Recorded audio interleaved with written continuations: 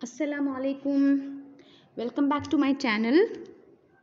आज मैं आपके साथ हूँ 9वीं जमात की दूसरी गज़ल, जो कि दक्कनी गज़ल ही है और वली औरंगाबादी की तख्लीक है। तो गज़ल की तरफ जाने से पहले हम आएंगे इसके तख्लीक कार की तरफ, यानी वली के तारुफ की जानिब। ओके, तो वली औरंगाबादी यानी औरंगाबाद के रहने वाले थे, इस वजह से इनका नाम वली औरंगाबादी के नाम से जाना जाता है, या फिर वली दक्कनी के नाम से भी आपको जाना जाता है। तो आपका नाम क्या था? वली मोहम्मद। तखल्लुस वली। पैदाइश 1635, और इनकी पैदाइशी तारीख़ के बारे में बहुत से इख्तिलाफ़ात हैं। कहीं पर बहुत ज़्यादा डिफरेंस दिखाया जाता है। यहाँ पर जैसे आपकी किताब में दिया गया है 1635, आप वही याद रखिए।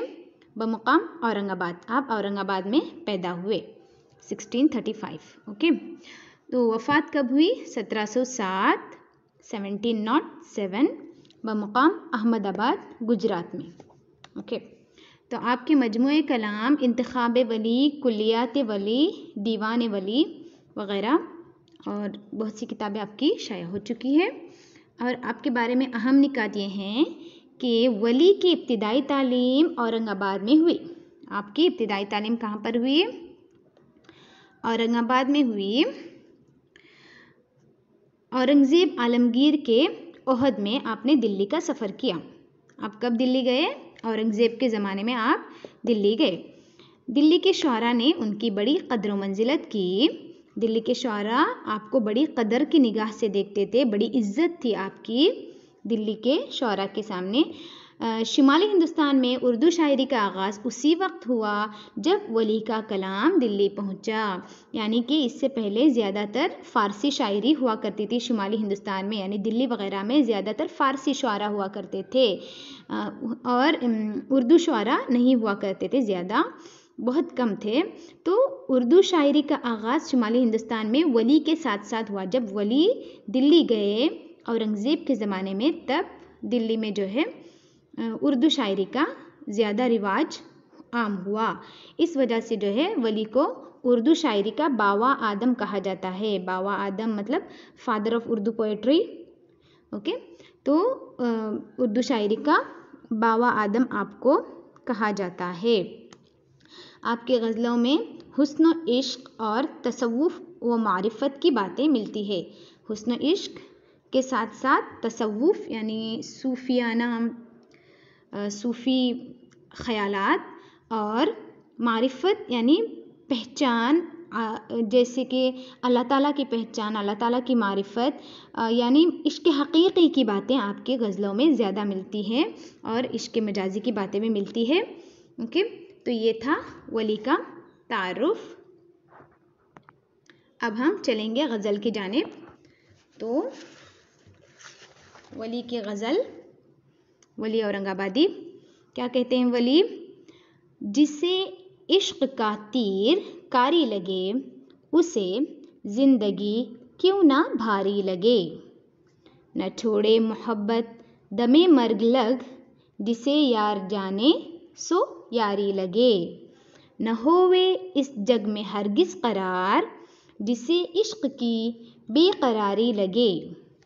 हर एक वक्त मुझ आशिक़े ज़ार को, प्यारे तेरी बात प्यारी लगे।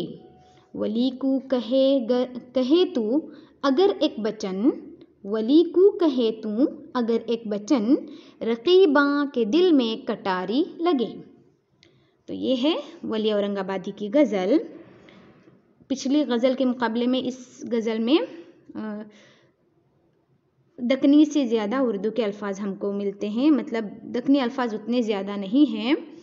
तो इस वजह से जो है आपका जो सफ़र दक्कनी से उर्दू की जानिब हुआ, कदीम उर्दू से जदीद उर्दू की जानिब हुआ, उस वजह से आपको उर्दू शायरी का बावा आदम कहा जाता है।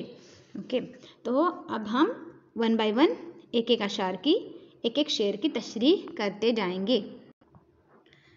तो पहला शेर है मतला। जिसे इश्क़ का तीर कारी लगे, उसे ज़िंदगी क्यों ना भारी लगे। कारी का मतलब है गहरा, कारी मतलब गहरा, ओके। और यहाँ पर ज़्यादा मुश्किल अल्फाज नहीं है। जिसे इश्क का तीर कारी लगे उसे ज़िंदगी क्यों ना भारी लगे। इश्क का तीर शायर ने किसको कहा है? इश्क के दर्द को। जो भी दर्द एक आशिक अपने महबूब के लिए महसूस करता है उसको यहाँ पर शायर ने इश्क का तीर कहा है। तीर लगने पर जो दर्द महसूस होता है। तो यहाँ पर शायर वली क्या कह रहे हैं? सबसे पहले नॉर्मली हम लिखते वक्त कैसे लिखते हैं तशरीह कि ये शेर वली की गज़ल से माखूज़ है या फिर वली की गज़ल से लिया गया है। शायर कहते हैं कि जिसे इश्क का तीर यानी इश्क का रोग लग जाए उसे ज़िंदगी भारी लगने लगती है। मतलब ये कि जिस इंसान के दिल को इश्क हकीकी या इश्क मजाजी का दर्द बहुत गहरा महसूस होने लगे वो इंसान ज़िंदगी में कोई दिलचस्पी नहीं रखता, इश्क का ही होकर रह जाता है और इस तरह उसे अपनी ज़िंदगी बेमानी लगने लगती है, उकताहट और बेजारी होने लगती है, यानी कि ज़िंदगी भारी लगने लगती है। ओके, तो ये है वली की गज़ल का पहला शेर। उसके बाद हम आगे बढ़ेंगे। दूसरा शेर है, न छोड़े मोहब्बत दमे मर्ग लग, जिसे यार जाने सो यारी लगे। तो यहाँ पर लग मतलब तक,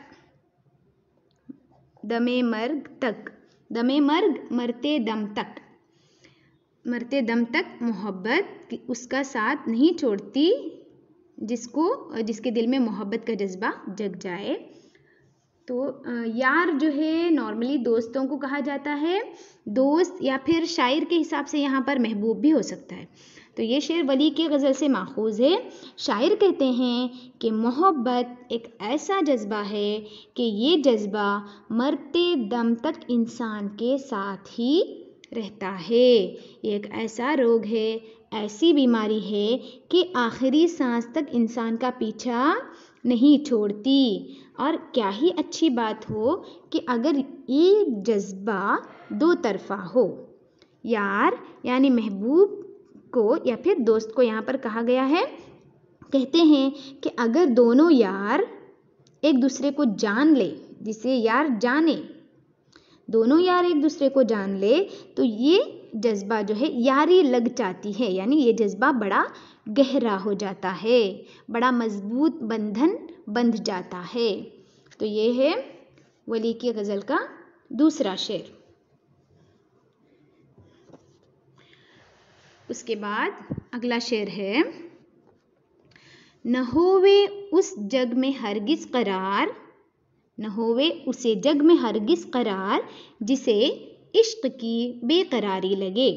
शायर वली इस शेर में कहते हैं कि इस शेर में जो है उन्होंने इश्क की बेकरारियों को कुछ इस तरह से बयान किया है कि उस इंसान को दुनिया में कहीं भी करार नहीं मिलता, कहीं भी सुकून नहीं मिलता जिसको इश्क की बेकरारियाँ लग जाए। बड़ा सिंपल सा शेर है। कभी कभी लेकिन हो सकता है यहाँ पर इश्क हकीकी की बात हो या फिर इश्क मजाजी की तरह नॉर्मली जो आशिक महबूब आशिक माशूक की बात होती है वो बात ना हो सकता है शायर डायरेक्टली इश्क हकीकी की तरफ गए हों। तो इस तरह जो है कभी कभी इंसान इश्क हकीकी में इस तरह मस्त हो जाता है कि उसे इस दुनिया में कहीं सुकून नहीं आता, इस दुनिया में कहीं सुकून नहीं आता सिवाय ये कि वो इबादतों और अज़कार के ज़रिए अल्लाह ताला की ज़ात से लौ लगाए, अल्लाह ताला की ज़ात में सुकून तलाश करे। तो जैसे कि कुरान शरीफ की आयत भी है कि अला बिज़िक्रिल्लाहि तत्मइन्नुल क़ुलूब, अल्लाह ताला के ज़िक्र में ही जो है दिल का सुकून छुपा हुआ है। तो जिस इंसान को बेकरारी लग जाए उसको अल्लाह ताला के ज़िक्र में सुकून मिल जाएगा, उसको इस दुनिया में कहीं करार नहीं मिलेगा, इस दुनिया में उसको बेकरारी ही मिलेगी, बस उसे सुकून मिलेगा, उसे करार मिलेगा तो सिर्फ अल्लाह ताला की ज़ात में, उसकी इबादतों में, उसके अज़कार में, उसके सजदों में वगैरह। तो ये है वली की गज़ल का तीसरा शेर। अब हम अगले शेर की जानिब बढ़ते हैं। शायर कह रहे हैं कि हर एक वक्त मुझ आशिक़े ज़ार कूं प्यारे तेरी बात प्यारी लगे। मुझ मतलब मुझ, जैसे कि हम मुझ, ये लफ्ज़ इस तरह से इस्तेमाल हुआ है। शायर वली कह रहे हैं कि मुझ जैसे बेकरार बेचैन आशिक़ को, जो कि हर वक्त आशिक़े ज़ार होना मतलब रोते रहना, इश्क का रोना रोते रहना, हर वक्त इश्क का रोना रोता हो, उसे अपने महबूब की हर बात पर प्यार आता है। प्यारे तेरी बात प्यारी लगे। शायर क्या कह रहे हैं कि प्यारे किसको कह रहे हैं यहाँ पर? महबूब को। तो मतलब ये कि चाहे महबूब कुछ भी कहे, बुरा कहे या भला कहे, लेकिन आशिक़ को उसकी बातें हमेशा प्यारी ही लगती हैं। तो यही बात शायर यहाँ पर कह रहे हैं। तो अगला शेर मक्ता गज़ल का आखिरी शेर है। वली क्या कह रहे हैं? वली को कहे तू अगर एक बचन, वली को कहे तू अगर एक बचन, रक़ीबा के दिल में कटारी लगे। तो शायर मक्ता में कह रहे हैं कि अगर महबूब मुझसे कोई बात कहे, कोई वादा ले, तो मेरे रक़ीब को ये बात बहुत बुरी लगती है। रक़ीब यानी दुश्मन, या फिर रक़ीब का लफ्ज़ जो है उर्दू शायरी में उसके लिए आता है शायर का और जिसका महबूब एक हो, जिसका महबूब एक हो, तो उस इंसान को नॉर्मली उर्दू शायरी में रक़ीब कहा जाता है। शायर का महबूब भी वही और जिस इंसान का महबूब भी सेम हो, तो इस तरह से उस इंसान को रक़ीब कहा जाता है उर्दू शायरी में। ये रक़ीब का लफ्ज़ या फिर दुश्मन या फिर हम पेशा के लिए इस्तेमाल होता है, लेकिन उर्दू शायरी में हम ऐसे इस्तेमाल करेंगे। तो शायर क्या कह रहे हैं कि कोई मेरा महबूब मुझसे कोई बात कहे तो मेरे रक़ीब को ये बात बहुत बुरी लगती है, और उसको ऐसा महसूस होता है जैसे मेरे रक़ीब के दिल में किसी ने चाकू घोंप दिया हो या फिर चाकू मार दिया हो। यानी रक़ीब को ही ऐसा महसूस होता है कि उसके दिल में कटारी लग गई हो। कटारी यानी चाकू, कटार, कटारी वगैरह। तो यहाँ पर रक़ीब, रक़ीबा के दिल में, यानी एक नहीं ज़्यादा रक़ीब भी हो सकते हैं, जमा के लिए आया है ये लफ्ज़ यहाँ पर। रक़ीबा के दिल में कटारी लगे, रक़ीबों के दिल में, जैसे हम आम उर्दू में कहते हैं।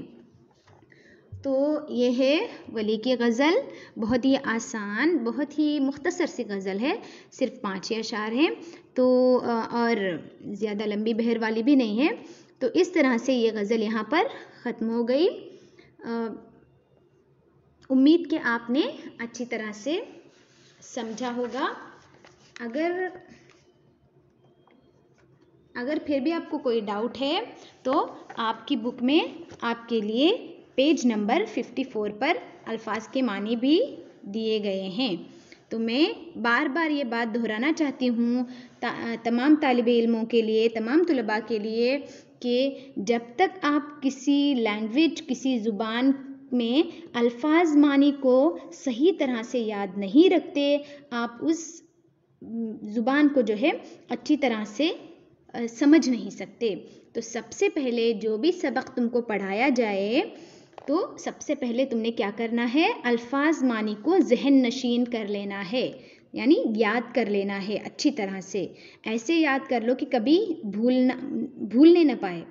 तो जब तक अल्फाज मानी अच्छी तरह से याद हो जाएंगे, तो तुम अपनी अशार की तशरीह जो है अपनी तरफ से बहुत अच्छी तरह से कर सकोगे, क्योंकि अल्फाज के मानी में ही बहुत सारी बातें तुमको वाज़ह हो जाती है। ओके, तो अक्सर तुलबा जो है अल्फाज की मानी पढ़ने से ही कतराते हैं। इतने सारे जो लंबी लिस्ट लगी होती है ना, बड़ी फहरिस्त होती है, इस वजह से। तो ऐसे मत करो। आज के बाद इंशाल्लाह सबसे पहले हर एक लेसन के अल्फाज मानी परफेक्ट याद कर लो।